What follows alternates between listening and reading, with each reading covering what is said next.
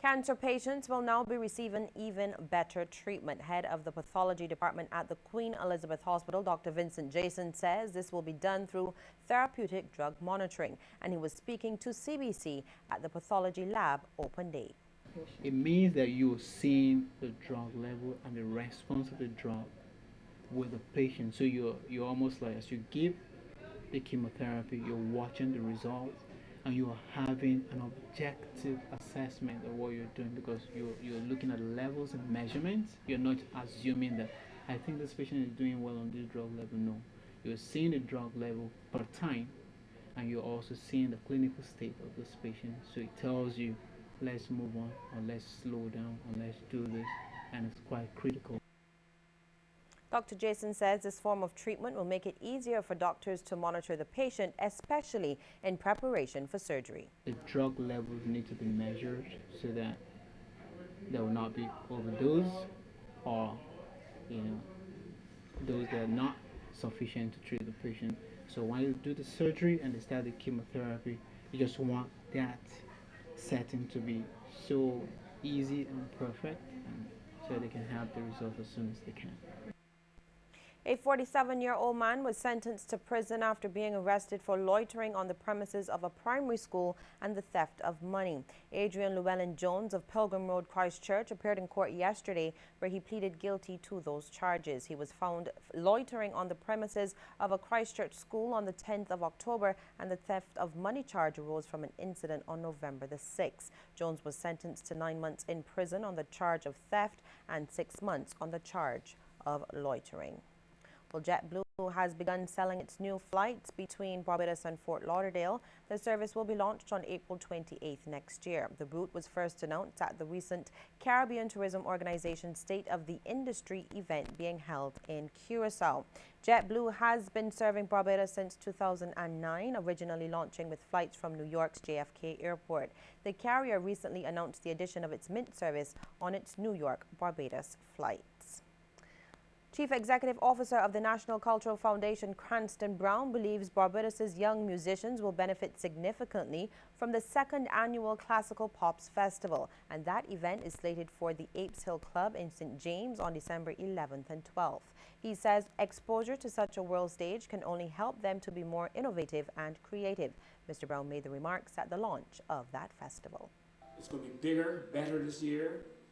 I wish Classical Pops all the best, and I hope that we have a really great season this year. And next year we're looking forward to bigger things. We all know it's our 50th anniversary. I was just telling him that we have some special things planned for the Classical Pops next year. Construction magnate Sir Charles Williams says he's looking forward to the event and is hoping that it can expand and be put on the level to which they have tried to put polo in terms of promoting the island. I think everyone knows that polo is my sport, but I enjoy the theatre, and I really enjoyed it last time. So I want you to carry it where polo is. The event is being organized by Spring LLC, a music marketing company out of New York, which has 60 years experience in the industry. While Republic Bank is seeking to further extend its presence throughout the Caribbean, this is according to Managing Director of the local operation, Ian D'Souza. He says that bank has already explored the possibilities in countries where it does not yet have a presence. There are other Eastern Caribbean islands that we would like to increase our presence in, or get on the ground in, just to widen the footprint a little bit further. The thing about it is we know Caribbean banking, and we're comfortable with it. There are the dangers, as with any market, but it is home. It is home, and it is what we know. And one of the things that we like to be able to do, and that we in fact do, is to make linkages between business people in the Caribbean.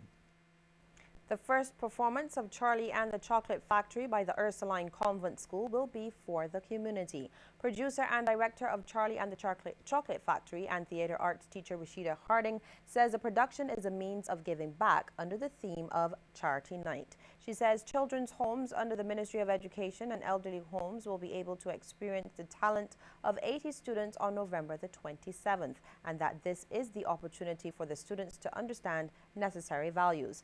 She was speaking at the launch of Charlie and the Chocolate Factory, where t-shirt sponsor Saul presented a donation to the two lead actors, Charlie and Willy Wonka, as representatives of the creative team.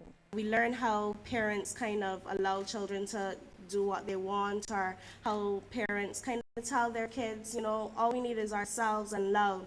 And even though Charlie's family doesn't really have that much as much as others have, they still win at the end. But they win not because of what they have, but because they appreciate what they don't have and value each other more so than the riches and goals of the world. In the meantime, more support is needed from parents of students of the recently founded St. Francis School. This is the concern from Head of Department Melza Archibald as he was speaking to CBC on the sidelines of the launch of Charlie and the Chocolate Factory. They're asking questions like, you know, why isn't it done this way? And I used to do this in my time in school and so on, and having to be explaining all the time, yes, that is true, but we are doing something different, and we want to make a change in the system because we see where the loopholes are, and we want to fill those. So from that point of view, I need to get a further buy-in. Mr. Archibald says parents must recognize that St. Francis is offering a different curriculum which focuses on values alongside the academics. He says this approach is a means to fill in the loopholes in the education system with the aim of producing a more well-rounded student who will be fully functional in their communities. We cover the same subjects, the same skills that you would in a traditional school, but it's just that we are doing it from a point of view of